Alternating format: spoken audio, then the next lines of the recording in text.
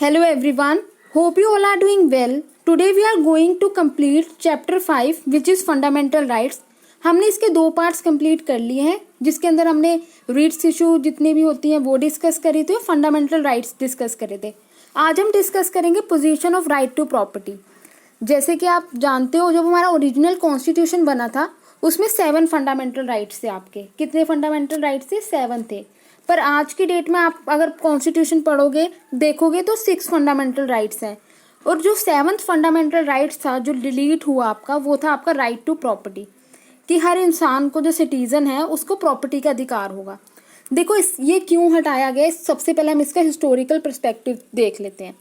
For example अगर मैं आपको एक एग्जाम्पल दूँ, आपका यहाँ घर बना हुआ है, सोचो यहाँ आपकी कोई लैंड है, आपका कोई खेत है, ठीक है. यहाँ से गवर्नमेंट ने क्या है, एक रिवर पास करनी है, कैनाल पास करनी है, ठीक है. अब क्या होएगा, अगर आपकी प्रॉपर्टी यहाँ सिचुएट है तो आप ये बिल पास कभी होने नहीं दोगे.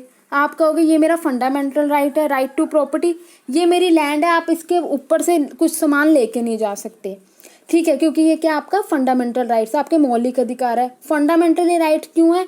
क्योंकि कॉन्स्टिट्यूशन के पार्ट 3 में है, ये लॉ ऑफ द लैंड के सुप्रीम राइट्स हैं आपके, ठीक है, कॉन्स्टिट्यूशन में दिए गए. तो इससे क्या होने लग गया, इतना परेशानी होने लगी, वेलफेयर एक्टिविटीज हो नहीं पा रही थी गवर्नमेंट की, तो ही गवर्नमेंट ने क्या करा, आपका राइट टू प्रॉपर्टी को आपका सिर्फ एक लीगल राइट बनाया और इसे फंडामेंटल राइट्स ले लिया गया सिटीजन से वापस.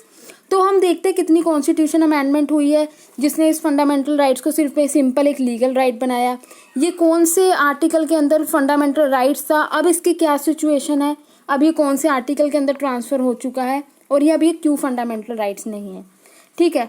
ये देखते देखो यहाँ लिखा हुआ है, in the original constitution of India जो सिटीजन्स थे आपके, मतलब सिटीजन्स को जो इंडिया के लोग हैं, नागरिक हैं, were given the right to property under article 19 के अंदर था ये 1F एंड आर्टिकल 31. अगर आर्टिकल 31 आप देखोगे ना उसके अंदर पहले क्या था, राइट टू प्रॉपर्टी था.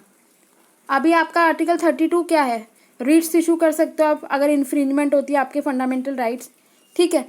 तो आपका आर्टिकल 31 हुआ करता था right to property. Article 31 provide करते हैं कि state could not deprive any individual of his property, कि स्टेट जो है आपका इंडिया है, जो कोई भी गवर्नमेंट इंस्टीट्यूशन है जो रन हो रहा है गवर्नमेंट ऑफ इंडिया के अंडर, वो आपका क्या नहीं ले सकता, राइट टू प्रॉपर्टी का अधिकार आपसे छीन नहीं सकता. आर्टिकल 31 में ये कह दिया गया था. आज की डेट में अगर सोचो आपका घर जो हाईवे के पास है, अगर गवर्नमेंट ने हाईवे के अंदर जो है रोड को थोड़ा एक्सटेंड करना है, इसकी डायमेंशन को थोड़ा बढ़ाना है, वहाँ की जो प्रॉपर्टी है वो खाली करा देते हैं और उन्हें क्या देते हैं, मलबे के पैसे होते हैं या कुछ थोड़ा जो उनके कंस्ट्रक्शन चार्जेस है उनको वो कंपनसेशन दे के या अमाउंट दे के उन्हें कहते हैं आप कहीं और लैंड ले लो, ठीक है.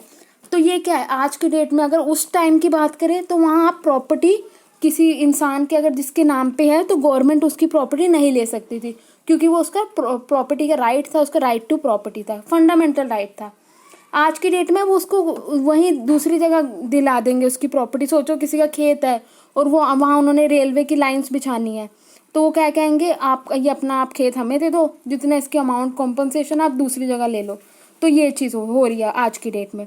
उसके बाद state could acquire property of an individual for public purposes and by due process of law, but it was essential to give to such individual compensation. आज की डेट में क्या है, पब्लिक पर्पस के लिए अगर गवर्नमेंट को ज़रूरत है वेलफेयर एक्टिविटीज़ के लिए, पब्लिक पर्पस के लिए, कोई जैसे पेट्रोल पंप लगाना है, इधर कुछ पब्लिक वेलफेयर एक्टिविटीज़ करनी है, रोड कंस्ट्रक्ट करनी है, यातायात के लिए, ट्रांसपोर्ट के लिए, तो आपका राइट टू प्रॉपर्टी वो ले सकती है और आपको उसकी जगह कंपनसेशन दे सकती है. उसके देखो ज़मींदारी सिस्टम के अगेंस्ट था, तो इसलिए ये सबका आपका जो राइट टू प्रॉपर्टी था वो हटा दिया गया. अब हम देखते हैं कि फर्स्ट कॉन्स्टिट्यूशनल अमेंडमेंट हुई थी आपकी 1951 में. इसमें देखो क्या था, new provision of article 31A और B जो एडिट कर दिए गए 31 आर्टिकल में. पहले आपका सिर्फ था आर्टिकल 31. फर्स्ट अमेंडमेंट होती है तो आपका क्या ऐड हो जाता है, आर्टिकल 31A, उसका A पार्ट ऐड हो जाता है और B पार्ट ऐड हो जाता है. और ये किस में ऐड हो जाते हैं, और 9th शेड्यूल भी ऐड हो जाता है आपका कॉन्स्टिट्यूशन में. ओरिजिनल कॉन्स्टिट्यूशन में कितने आपके शेड्यूल है, 8 शेड्यूल है. फर्स्ट अमेंडमेंट होती है उसमें आपके क्या होते हैं, 9th शेड्यूल हो जाते हैं. देखो शेड्यूल आपको एक्स्ट्रा प्रोविजन बता रहे हैं कॉन्स्टिट्यूशन के. जैसे आप फर्स्ट शेड्यूल देखोगे तो उसके अंदर है कि स्टेट्स और यूनियन टेरिटरीज क्या हैं. सेकंड शेड्यूल में अगर आप देखोगे तो प्रेसिडेंट से रिलेटेड और गवर्नर से रिलेटेड प्रोविजंस है उसके अंदर, तो ये है. और 9th शेड्यूल होता है कि अगर जो भी कोई लॉ है या कोई भी कुछ भी चीज़ है, अगर वो 9th शेड्यूल में डाल दी जाए तो आप उसे चैलेंज नहीं कर सकते कोर्ट के अंदर। कोर्ट ऑफ लॉ में आप जुडिशरी के पास आप नहीं जा सकते कि आपका राइट इन्फ्रिंज हुआ है। तो 9th शेड्यूल को एडिट करा गया कॉन्स्टिट्यूशन के अंदर, इतना बड़ा चेंज आया। उसके बाद देखो क्या है, 4th अमेंडमेंट हो जाती है आपकी 1955 में। 4th अमेंडमेंट क्या हो जाती है, 1955 में हो जाती है। According to the 4th constitutional amendment के तहत क्या होता है, provide amount of compensation for the acquired property as fixed by the, कि आपको जो कंपनसेशन मिलेगा ना वो कौन फिक्स करेगा, आपका पार्लियामेंट फिक्स करेगी, यूनियन गवर्नमेंट, जो आपके पार्लियामेंट है, लोकसभा है, राज्यसभा है, वो फिक्स करेगी किसी इंसान को उसकी प्रॉपर्टी का कितना रेट मिलेगा, कितना कंपनसेशन मिलेगा अगर उसकी हम लैंड को एक्वायर करते हैं। फिर आपकी होती है 25th कॉन्स्टिट्यूशनल अमेंडमेंट हो जाती है। उसमें देखो क्या होता है, the word compensation was replaced by the amount. Compensation word हटा के आप क्या ऐड कर देते हैं, अमाउंट। देखो कंपनसेशन का मतलब क्या होता है, कंपनसेशन मतलब कि थोड़ा बहुत आपको उसका हर्जाना दे देना, चार्जेस दे देना। फॉर एग्जांपल आपकी जो लैंड की कीमत है 2 करोड़ रुपए है, आपको कहेंगे 50 लाख रुपए दो इन्हें, या फिर 10-20 लाख रुपए देके आपसे आपकी लैंड ले लेंगे। तो उस इंसान का तो नुकसान हुआ जिसकी 2 करोड़ की ज़मीन है। तो फिर क्या हुआ, अमाउंट देने लग गए, वर्ड रिप्लेस करा कंपनसेशन से अमाउंट। और क्या ऐड कर दिया गया, आर्टिकल 31C, इसका सी पार्ट ऐड कर दिया गया टू द कॉन्स्टिट्यूशन के अंदर। It was provided directive principle जो होंगे ना, इसके अंदर क्या था, जो आपके डायरेक्टिव प्रिंसिपल होते हैं जो आपके पार्ट 4 में दे रखे हैं, DPSP, उसके अंदर देखो क्या होता है कि स्टेट के लिए डायरेक्शंस होती है। अगर आपको ऊपर फेवरेबल कंडीशंस मिल रही हैं, आप स्टेट के लिए, लोगों के लिए कुछ अच्छे से क्या बना सकते हो, वेलफेयर एक्टिविटीज़ कर सकते हो। DPSP का ये काम होता है। DPSP को हम कोर्ट में चैलेंज नहीं कर सकते, ये स्टेट की ड्यूटीज़ हैं, ठीक है, ये आपके राइट्स नहीं होते, ये स्टेट की ड्यूटीज़ होती है। जो सोचो अगर आप उत्तर प्रदेश या बिहार स्टेट की बात करो, वहाँ इतनी पॉवर्टी देखी जाए, अनएम्प्लॉयमेंट देखी जाए, तो वहाँ की जो, अगर आप लेबर कॉस्ट की बात करो तो वहाँ के जो लेबर्स हैं उनको इतनी कम कॉस्ट मिली जा रही है। अगर वो चले जाएँ DPSP में और वो कहें इस आर्टिकल में लिखा है हमारे को इतनी चीज़ मिलनी चाहिए, तो वो इन्फोर्स नहीं करा सकते ना कोर्ट में, क्योंकि वो स्टेट की ड्यूटी, अगर स्टेट के पास फंड्स हैं, सोर्सेज हैं, तो वो लोगों का वेलफेयर करेगी। वो स्टेट वाइज डिफरेंट है। सोचो पंजाब और हरियाणा के जो स्टेट गवर्नमेंट है वो थोड़ी सही, उनकी जो है स्टेटस है थोड़ा सही है as compare to Orissa, Uttar Pradesh, Bihar. यहाँ आप टैक्स दे रहे हैं लोग, पंजाब और हरियाणा के, वहाँ के लोगों को, उड़ीसा के लोगों को क्या मिल रहा है, सब्सिडीज मिल रही है उसी चीज़ के लिए, जिस चीज़ के लिए हम टैक्स दे रहे हैं। तो स्टेट वाइज और कंट्री वाइज क्या होता है, रीजन वाइज डिफरेंस आ जाते हैं। तो हम एक एरिना में देखो सबको लेके नहीं चल सकते। इसलिए क्या होता है कि DPSP का एक स्टेट वाइज डिफरेंट करते हैं। स्टेट की ड्यूटीज़, अगर आपके पास रिसोर्सेज है आप तो क्या कर सकते हो, इन सब चीज़ों को लागू कर सकते हो। अगर आपके पास रिसोर्सेज नहीं है तो आपको ऊपर ये डिस्क्रिशनरी पावर है, स्टेट्स की कंपल्शन नहीं है, ठीक है। पर फंडामेंटल राइट्स हैं, आपको देने ही देने हैं सिटीजन को, ये आप किसी से छीन नहीं सकते। इसलिए राइट टू प्रॉपर्टी को फंडामेंटल राइट से हटा के सिंपल एक लीगल राइट बनाया गया। तो देखो आर्टिकल DPSP का आर्टिकल 39B और C क्या बोलते हैं, when transmitted into legislation would not be challenge. मतलब कि आप इन 2 आर्टिकल्स को चैलेंज नहीं कर सकते ऑन द ग्राउंड ऑफ कि ये आपके कॉन्स्टिट्यूशन को वायलेट कर रहा है।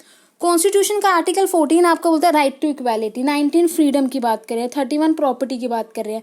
आर्टिकल 39B और C अगर आप देखा जाए ना DPSP का, वो आपकी किसकी बात करते हैं, वो बात करते हैं आपकी कि जो भी हो आपके, देखो जो आर्टिकल आपके 39 के B और C क्लोज है वो डील करते हैं कि आपको जो वेल्थ की कॉन्सेंट्रेशन है वो एक ही हाथ में नहीं होनी चाहिए। जैसे कि आपका अगर वेल्थ की कॉन्सेंट्रेशन एक ही हाथ में होगी तो रिच होता रहेगा और पुअर होता रहेगा। तो इससे डील करने के लिए आप करें, ये चैलेंज नहीं कर सकते आप इस आर्टिकल को DPSP के कोर्ट्स के अंदर। उसके बाद आपकी हो जाती है 42nd कॉन्स्टिट्यूशनल अमेंडमेंट, जो आपकी ईयर में होती है 1976 में।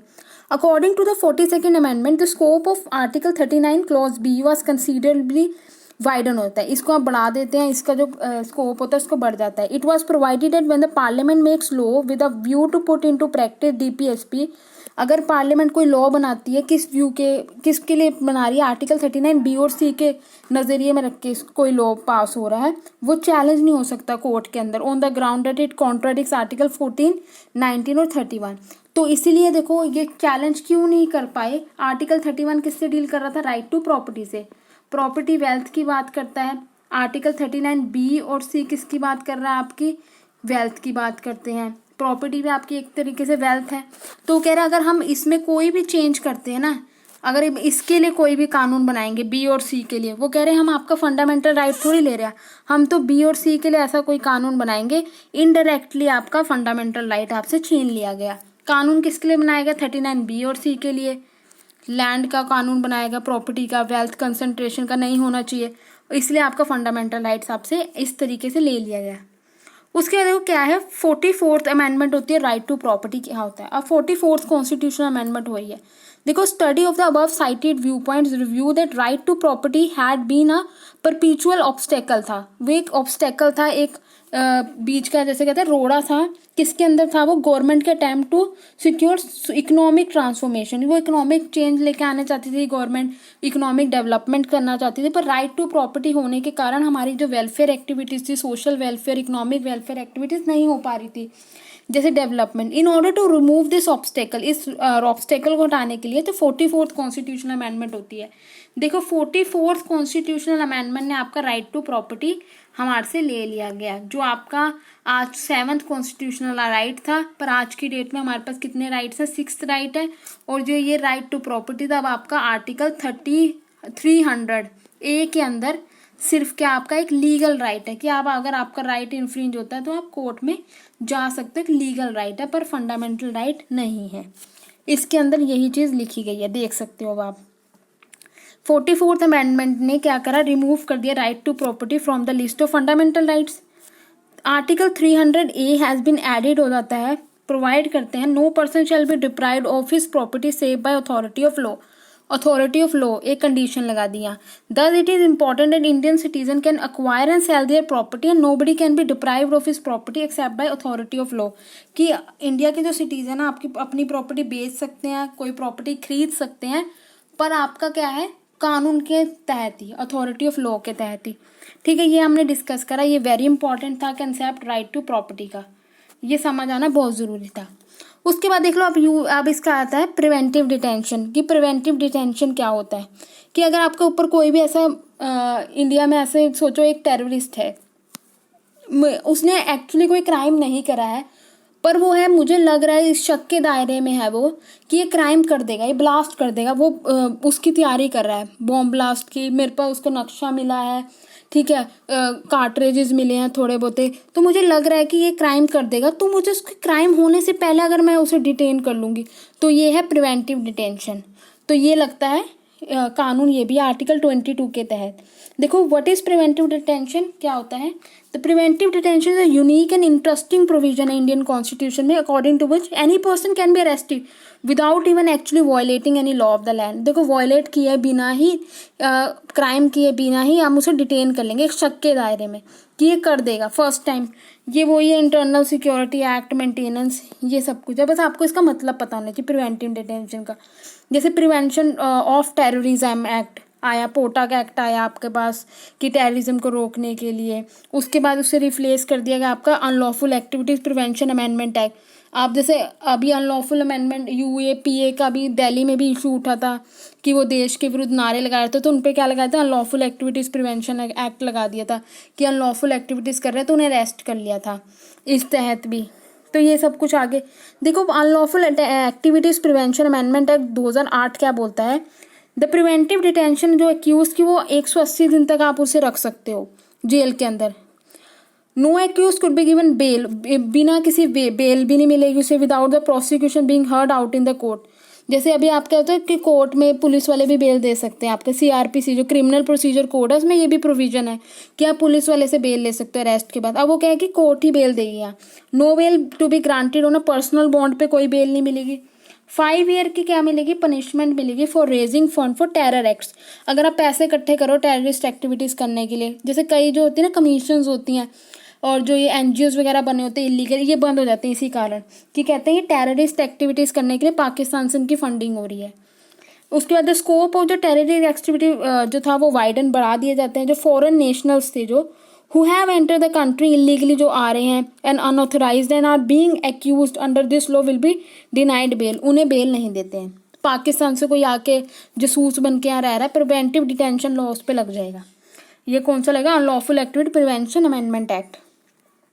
इसका क्या क्रिटिसिज्म हुआ कि लोगों की फ्रीडम के खिलाफ है, ये सब कुछ, ये क्रिटिसिज्म उठा था कि ये डिफाइन नहीं है, अनडेमोक्रेटिक है, ये लिबर्टी को थ्रेट है, ठीक है, ये आपकी फ्रीडम को थ्रेट है, ये पीस के लिए रोंग है, ठीक है, against the principle natural justice, जो आपको राइट्स मिले हुए नेचुरल जस्टिस की, man is born free but he always in the chain, ये लॉक बोलते हैं, बिल्कुल सही बात है, वो कह रहे हैं नेचुरल जस्टिस के खिलाफ है। It is against the practice of rule of law के अगेंस्ट है। Possibility of this miss use of the ruling party, अब रूलिंग पार्टी क्या होते हैं, जैसे उनके खिलाफ अगर मैं नारे लगाना शुरू कर दूंगी तो वो कहेंगे मेरे पे UAPA लगा देंगे, तो मेरे को जेल में कर देंगे, तो रूलिंग पार्टी इस एक्ट का मिसयूज करती हैं, इस लॉ का मिसयूज करती हैं। अब आपके पास आते हैं वेरी इंपॉर्टेंट कि are the fundamental rights absolute, कि जो आपके फंडामेंटल राइट्स होते हैं क्या वो फंडामेंटल राइट्स एब्सोल्यूट होते हैं कि आपसे कोई नहीं छीन सकता? नो, आपके फंडामेंटल है एब्सोल्यूट नहीं है, आपके ऊपर कुछ लिमिटेशन है, रिस्ट्रिक्शन है। फॉर एग्जाम्पल अगर देखा जाए, आपके पास आर्टिकल है राइट टू फ्रीडम, कि आपको मूवमेंट का अधिकार है, कि आप कहीं भी जा सकते हो फ्रीली, कुछ भी कर सकते हो। क्या आप ट्राइबल एरिया में जा सकते हो? जो आपके शेड्यूल्ड ट्राइबल एरिया है, उन ट्राइबल एरिया में आप जाके रह सकते हो? नहीं रह सकते। क्यों नहीं रह सकते? क्योंकि आपके आर्टिकल 19 के अंदर ये रिस्ट्रिक्शंस लगा दी है, लिमिटेशन है। तो हर राइट पे क्या है? लिमिटेशन है, रिस्ट्रिक्शन है। राइट टू स्पीच है, ये नहीं है स्पीच, बोलने का अधिकार ये नहीं है कि आप किसी को अब्यूज़ कर रहे हो, या फिर क्या बोलते हैं आप देश की सोवरेनिटी के खिलाफ बोल रहे हो, हमारे भारत के और जो अमेरिका के जो रिलेशन बना आप उसके खिलाफ बोल रहे हो, ऐसे नहीं बोल सकते। क्यों नहीं बोल सकते? क्योंकि आपको फ्रीडम मिली है, पर उसके साथ आपको एक रिस्ट्रिक्शन, एक लिमिटेशन है, एक लिमिटेड फ्रीडम को हम बोलेंगे the fundamental rights are not absolute. देखो, parliament can amend fundamental rights, parliament amend भी कर सकती है फंडामेंटल राइट्स को। जैसे आपसे राइट टू प्रॉपर्टी छीन लिया गया, जैसे आपका ये फंडामेंटल राइट्स था, अगर आपके पास ये एब्सोल्यूट होता तो कोई भी आज तक आपका फंडामेंटल राइट नहीं ले सकता था। ये अमेंड कर सकती है fundamental right. Rights can be suspended during emergency, अगर सोचो इमरजेंसी लग जाती है, नेशनल इमरजेंसी लग गई है देश के अंदर, नेशनल सिक्योरिटी को खतरा है, हमारी बाहर किसी से वॉर हो रही है, तो ये नहीं कि आप फ्रीडमली घूम सकते हो, कुछ भी बोल सकते हो, तो यहाँ आपका फंडामेंटल राइट आर्टिकल 19 आपसे ले लिया जाता है। We can enjoy only the rights included in the constitution, जो कॉन्स्टिट्यूशन में आपके राइट्स दे रखे हैं आप वही राइट्स को एंजॉय कर सकते हो, उसके अलावा कोई और राइट्स एंजॉय नहीं कर सकते। ठीक है, आप ये नहीं कह सकते ये मेरा मोरल राइट है, ये मोरालिटी पे बेस है। जो फंडामेंटल राइट्स के अलावा जो भी राइट्स आपके कॉन्स्टिट्यूशन में दिए गए हैं वही आप इंजॉय कर सकते हो, उसके अलावा और कोई राइट आप इंजॉय नहीं कर सकते।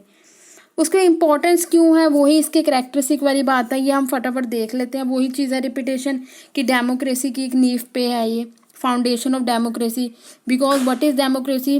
Government of the people, for the people, by the people. लोगों ने अपने आप को ये राइट्स दिए हैं। प्रियम्बल के अंदर आपके लिखे गए, we the people of India having solemnly resolved to constitute India into sovereign socialist secular. तो ये क्या आपके फंडामेंटल राइट्स हैं, फंडामेंटल के fundamental law of the land के लिए यूज होते हैं ये। एस्टैब्लिश आपके रिलेशन बता रहे हैं इंडिविजुअल एंड स्टेट, स्टेट को आप कैसे प्रोटेक्ट करेगी आपके फंडामेंटल राइट्स, इसलिए ये आपके रिलेशन बता देते हैं इंडिविजुअल के स्टेट के साथ और स्टेट के इंडिविजुअल के साथ। ये गवर्नमेंट की अराजकता को रोकते हैं, आर्बिटेरीनेस को। ये नहीं कि अब रूल ऑफ द लॉ चलता है आपका आर्टिकल 14 के अंदर, ठीक है, और यहाँ आपका अगर रूल ऑफ द लॉ ना हो, कॉन्स्टिट्यूशन ना हो, तो गवर्नमेंट क्या कहेगी? रूल ऑफ PM कर देंगे, रूल ऑफ CM हो जाएगा। जैसे पहले क्या चलता था, डिवाइन राइट्स की, राजा की राइट्स हैं, भगवान ने दिए हैं, ये कंसेप्ट को हटा के आपका क्या आ गया है? रूल ऑफ लॉ आ गया अब, ठीक है। उसके बाद है check proper condition for the development of man. अगर आपके पास राइट्स होंगे तभी आप डेवलप कर सकोगे। फॉर एग्जांपल मेरे पास राइट ना हो बिजनेस करने का, प्रोफेशन करने का, तो मैं क्या डेवलपमेंट अपनी कर सकती हूँ? नहीं कर सकती। इन्हीं राइट्स के पीछे मैं डेवलपमेंट कर सकती हूँ। अब है फाउंडेशन ऑफ सोशल डेमोक्रेसी, जो आपका ये सोशल स्ट्रक्चर है डेमोक्रेसी का, कि किसी के ऊपर भी भेदभाव नहीं होगा, कास्ट पे, कलर के बेस पे, क्रीड के बेस पे। तो ये सोशल डेमोक्रेसी को स्ट्रॉन्ग करेगा। अगर सोचो मैं कास्ट के बेस पे यहाँ डिस्क्रिमिनेशन होना लग जाए कि जो शेड्यूल कास्ट है, जो ये शेड्यूल ट्राइबल कास्ट है, जो ये OBCs हैं, BCs हैं, इनको वो वाली सीट्स नहीं मिलेगी, इनके लिए कुछ नहीं करेगी गवर्नमेंट, ये सर्व करेंगी जनरल कास्ट को, तो ये क्या होगा? सोशल डेमोक्रेसी के अगेंस्ट होगा। अगर मैं क्लास करूँ कि जो पुअर क्लास है वो पुअर ही रहेगी, वो ये वाले प्रोफेशन नहीं अडॉप्ट कर सकती, तो ये क्या होगा? डिस्क्रिमिनेशन होगा कि ये मेल कर सकते हैं सिर्फ, ये फीमेल को वोटिंग राइट्स होगा, मेल को नहीं होएगा, तो ये क्या होएगा? डिस्क्रिमिनेशन होगा। रेस के बेस पे, काला गोरे के लिए ये जॉब, ये सब कुछ नहीं होना चाहिए। तो ये क्या आपका डिस्क्रिमिनेशन है, तो ये नहीं होना चाहिए। ये कौन नहीं देता आपको डिस्क्रिमिनेशन करने? Fundamental rights. आपको उसके बाद क्या होगी? प्रोटेक्शन होती है आपकी of the interest of minorities. जो माइनॉरिटीज़ हैं, जैसे माइनॉरिटी कम्युनिटी आपकी मुस्लिम्स हो गए, सिख्स हो गए, इनकी प्रोटेक्शन क्या आपके आर्टिकल 29, 30 आप देख सकते हो। ये अपने एजुकेशनल इंस्टीट्यूशन रन कर सकते हैं, ठीक है। ये हो गया आपका रूल ऑफ लॉ, वही रिपीटेशन है, रूल ऑफ लॉ फाउंडेशन है, उसके ऊपर बेस है। डिवाइन राइट्स का कंसेप्ट अब चला गया है। अब आपका रूल ऑफ लॉ है, not a rule of man. मैं ये नहीं कह सकती मोदी का राज चल रहा है, रूल ऑफ लॉ है। जो लॉ होएगा वही राज चलेगा, कोई एक पर्टिकुलर इंसान का राज नहीं हो सकता है। Establishment of secular state. देखो सेकुलर स्टेट की क्या बात करी गई है कि अब स्टेट का, इंडिया का कोई अपना धर्म नहीं है। मैं ये नहीं बोलूँगी इंडिया हिंदू स्टेट है, मुस्लिम स्टेट है। इंडिया सेकुलर स्टेट है। जितने भी धर्म है सबको अपनी अपनी इंपॉर्टेंस है प्यारी, और सब अपना अपना धर्म का प्रचार कर सकते हैं। ये सेकुलर स्टेट होती है। ये आपके कौन से आर्टिकल में दी गई है? आर्टिकल 25 से 28 के बीच में। उसके बाद आता है reconciliation between individual interest and social interest. इन दोनों के मिलाप करा देते हैं वो, कि इंडिविजुअल का क्या इंटरेस्ट है और सोशल का क्या इंटरेस्ट है एज अ सोसाइटी। उसके बाद वेरी इंपॉर्टेंट है आपका क्रिटिसिज्म क्या है फंडामेंटल राइट्स का। देखो इकोनॉमिक राइट एब्सेंस है, राइट टू प्रॉपर्टी था, राइट टू वर्क है, राइट टू रेस्ट है, राइट टू एडुकेट वेजेस है। ये आपके फंडामेंटल राइट्स में नहीं दे रखे हैं। आपको सिर्फ सोशल और सिविल राइट्स हैं कुछ हद तक, इकोनॉमिक राइट्स आपके हैं नहीं। तो यहाँ आपका ये क्रिटिसिज्म है। लिमिटेशन लगा रही है, एब्सोल्यूट नहीं है, लिमिटेशंस है। राइट टू स्पीच दिया पर लिमिटेशन लगा दी, ठीक है। राइट टू मूव दिया पर लिमिटेशन लगा दी, राइट टू प्रोफेशन दिया पर लिमिटेशन लगा दी। तो बड़ी सारी लिमिटेशंस है। प्रिवेंटिव डिटेंशन है, प्रिवेंटिव कोई लॉ बिना तोड़े पहले मेरे को अरेस्ट कर लिया, तो ये अगेंस्ट है फंडामेंटल राइट्स के। Right can be suspended during emergency. देखो राइट दिए पर कह रहे हैं इमरजेंसी लगा देंगे तो आपके राइट्स छीन लेंगे। पता नहीं कितनी बार ये इमरजेंसी लगा दे, मेरे तो राइट्स ले लेंगे मेरे से इमरजेंसी के टाइम। जैसे अभी आप देखो कोविड के टाइम में इमरजेंसी तो नहीं लगी, पर इमरजेंसी वाली सिचुएशन थी, तो आपका क्या कर दिया गया? आपको घरों में बंद रहने को क्या दिया? आप तो कह दोगे ना मेरा आर्टिकल 19 का वायलेशन हुआ, पर पुलिस वालों को क्या के देखो वो आपका कहेगा आपका आर्टिकल 19 यहाँ सस्पेंड है, क्योंकि इमरजेंसी सिचुएशन है। बाकायदा इमरजेंसी नहीं लगी आपकी, कोई आर्टिकल के अंदर नेशनल इमरजेंसी या स्टेट इमरजेंसी नहीं लगी थी, पर एज अ सिचुएशन क्रिएट हो गई थी पिछले साल, अगर आप बात करो अप्रैल जून की। उसके बाद देखो क्या है, right to property is at mercy of parliament. की प्रॉपर्टी किसके मर्सी पे? पार्लियामेंट की, कि आपको कंपनसेशन दे देगा। आपकी ज़मीन है 5 करोड़ की, आपको 1 करोड़ का कंपनसेशन मिल गया, 4 करोड़ आपके गए। तो ये क्या मर्सी ऑफ द पार्लियामेंट की मर्सी पे है। वेग एंड कॉम्प्लेक्स लैंग्वेज है। जो फंडामेंटल जो राइट्स की लैंग्वेज इतनी कॉम्प्लेक्स है कि जो नॉर्मल इंसान है, लेमैन है, वो उसे इतनी जल्दी नहीं समझ सकता, एक बारी पढ़ के उसे समझना पड़ेगा। तो आर्टिकल 14 देखोगे, rule of law and protection of laws, तो इस तरीके से। तो ये क्या आपका समझने में थोड़ा टाइम लगता है, इसे लेमैन के लिए थोड़ा डिफिकल्ट है। Supremacy of parliament over fundamental rights, की पार्लियामेंट की सुप्रीमेसी है कि आपका कभी भी अमेंड कर सकती है फंडामेंटल राइट्स को, तो ये सुप्रीम यहाँ पार्लियामेंट देखी गई। उसके बाद का special concession minorities and OBC के लिए, वैसे कहते हैं इक्वालिटी की बात करते हैं आर्टिकल 14, पर क्या है यहाँ कौन सी डिस्क्रिमिनेशन आपकी कौन सी होती है? डिस्क्रिमिनेशन आपकी होती है बिल्कुल थोड़ी बहुत ही, जैसे कि अगर हम बोले प्रोटेक्टिव डिस्क्रिमिनेशन की बात करें, वुमेन्स के लिए आपको रिजर्वेशन रख दी, ओबीसी इसके लिए रख दी। ये रिजर्वेशन क्या शो करती है? डिस्क्रिमिनेशन। पर डिस्क्रिमिनेशन कैसा डिस्क्रिमिनेशन शो कर रही है? प्रोटेक्टिव डिस्क्रिमिनेशन शो कर रही है। क्यों कर रही है? इनको इतनी प्रोटेक्शन क्यों मिल रही है वुमेन को, SC STs को, ओबीसी को? देखो ये पहले से जो शुरू से ये सोसाइटी में बिल्कुल एकदम दबी हुई क्लास थी, इनको उठाने के लिए गवर्नमेंट को कुछ कुछ प्रोविजंस करने पड़ेंगे, इसलिए इनको कंसेशन दे देती है गवर्नमेंट कि ये ताकि ये आगे आए अपने लिए कुछ करें। अब देखो no rights outside the constitution. अब कोई राइट्स नहीं है कॉन्स्टिट्यूशन के बाहर। जो राइट आपको कॉन्स्टिट्यूशन में दे दिए गए वही राइट आप क्लेम कर सकते हो, उसके बाहर आप कोई राइट क्लेम कर नहीं सकते। उसके बाद देखो क्या है, ये कंक्लूजन आ गया क्रिटिसिज्म का, प्रोटेक्शन के लिए क्या क्या इन्होंने करा है कि आप अपने फंडामेंटल राइट्स को प्रोटेक्ट कैसे कर सकते हो। आपको आर्टिकल 13 दिया गया है कि अगर आपका कोई गवर्नमेंट कोई ऐसा लॉ बना देती है जो आपके फंडामेंटल राइट्स के विरुद्ध हो, तो आप उसे चैलेंज कर सकते हो कोर्ट ऑफ लॉ के अंदर। Provision of constitutional remedy article 32 में रिट्स में आप हाई कोर्ट और सुप्रीम कोर्ट जा सकते हो, 5 रीट्स आप इन्फोर्स करा सकते हो।